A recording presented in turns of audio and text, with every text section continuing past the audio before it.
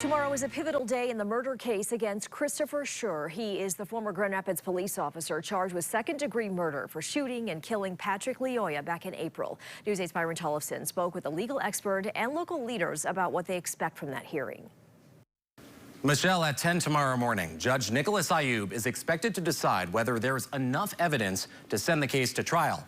Cleve Jackson, the president of the Greater Grand Rapids NAACP, says the Lyoya family deserves their day in court, and the community should get the chance to weigh in.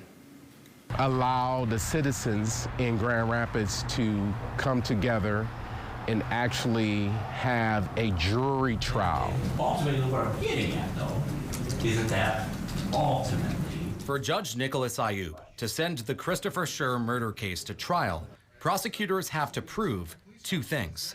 One, probable cause that a crime was committed. A person was shot from the back, in the back of the head.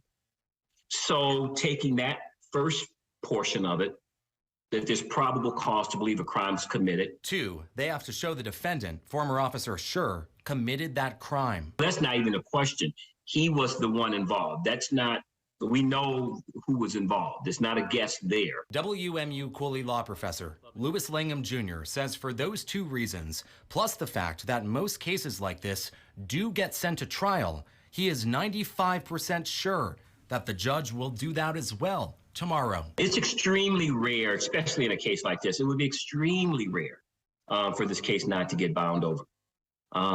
Close to an impossibility. If that happens tomorrow, Langham says don't jump to any conclusions because it doesn't indicate whether Schurr is guilty or innocent of second-degree murder. Something happened, and I think there's enough questions about what happened that a jury of the defendant's peers need to decide this case. This week's preliminary hearing was actually supposed to happen in July, but it was delayed twice, prompting Patrick Lyoya's father to speak out. The more they're postponing it, it's like a knife in my heart, you know?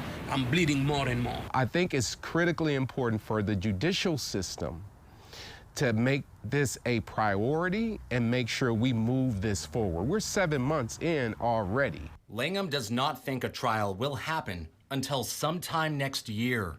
He's expecting the prosecution and the defense to debate over what evidence will be allowed and what instructions will be read to the jury.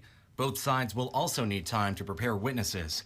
Langham says this case is not moving unusually slow. I understand, you know, whomever wants this to get going and be heard, but you know, there's a lot of things that need to be done, and they need to be done right, and there's no reason to rush. You can't undo this. When this case eventually comes to a close, Jackson wants one thing. At the end of the day, get some closure for this family, as much as we can get closure. The judge's decision is expected at 10 o'clock tomorrow morning. We'll stream it live on woodtv.com.